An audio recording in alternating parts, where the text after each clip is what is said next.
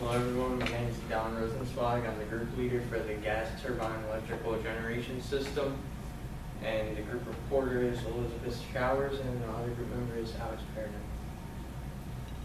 A little overview of what we're going to be going over is the history of the gas turbine, goals and background of the experiment, practical applications, the testing apparatus, the procedure, relevant equations, predictions, references, and questions at the end.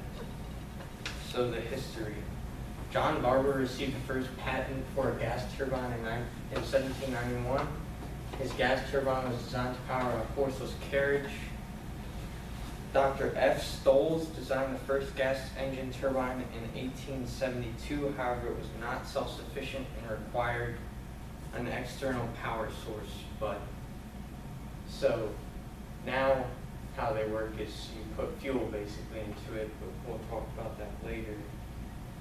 Eadon built the first jet engine turbine that produced more power than necessary to function in 1903. In 1934, Charles Curtis filed the first application for a gas turbine jet engine, and in 1918, General Electric started their gas turbine division and are industry leaders till this day. So goals and background of the experiment. The purpose of this lab is to understand the turbo gas jet engine turbine, it's a mouthful, as well as subsystems and their components. Electricity is generated by thermodynamically spinning the wheel, which drives an electric alternator. The exciter creates a voltage, so that's this right here. It's basically a generator. You'd have two rotating components. One is the exciter, which takes DC in, and then it's using between slip rings and brushes in the commutator. On the exciter stator, it's converting it to the three-phase alternator, which would be AC back out. Practical applications. Jet engine gas turbines are typically used to produce extra power during days that are usually power sources cannot meet demand. So if you have a power plant and they need to produce 10,000 kilowatts one day because you guys are charging your phones and they can't produce enough, they kick one of these on to kind of make up that difference. Also in remote locations, since they're functioning off fuel, like that one that we're using is off of kerosene, they can typically use one of these to generate power for themselves, like on a oil rig or a boat and things like that. Just the apparatus, that's what we're going to be using. Basically, the only thing that you can't measure on the actual digital and analog right in front of you is the generator's generator's power, which is, you're going to get it up to about 10,000, and so it's basically going to take air and compress it. Then the SR30, which is the actual engine part, is going to combust. Power turbine, which is the blades that's going to intake into this thrust transistor deflector. Then you have a free turbine, which is also free spinning. So that one's going to do the forced, is going to be from the jet engine turbine. The free turbine is free spinning, and it's going to help to spin the alternator, which is going to in turn supply the power, which is the whole point of this thing. The procedure.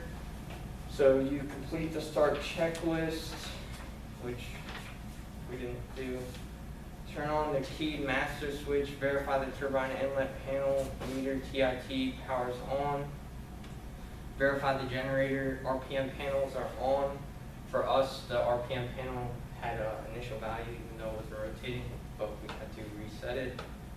Actually, we didn't, it just reset itself. But verify the gas.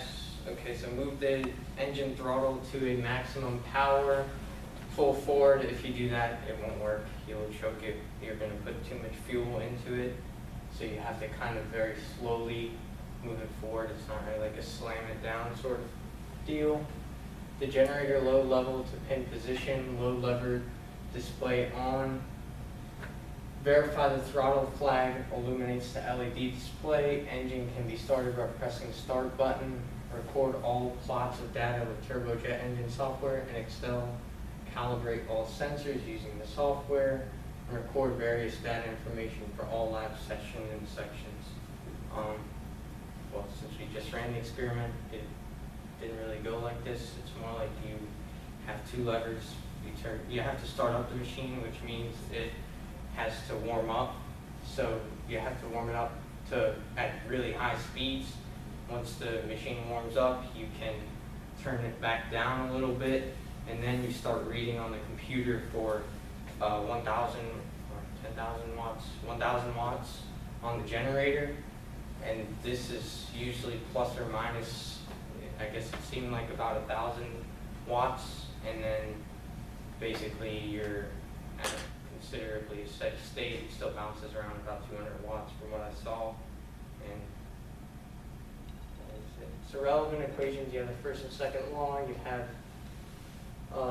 it can be idealized as a Brayton cycle. You have the heat diffusion equation, and you have Ohm's law for the generator. The data, I can't really make too many predictions because most of it is tracked off of Excel, and the plots have to be created, so I couldn't make many predictions. References, any questions? Thank you.